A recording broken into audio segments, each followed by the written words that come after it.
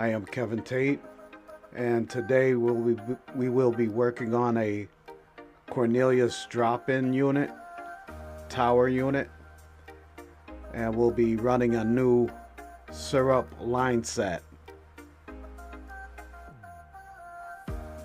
I'm just checking out the ice bin. The ice bin is full, so I'm going to keep that closed, but this is the line set that I'm going to be replacing today.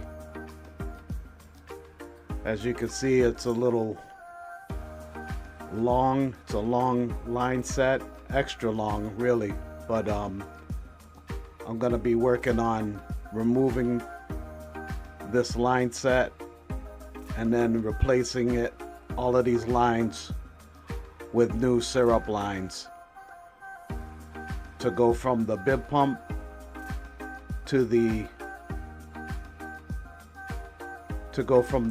bib boxes to the bib pump.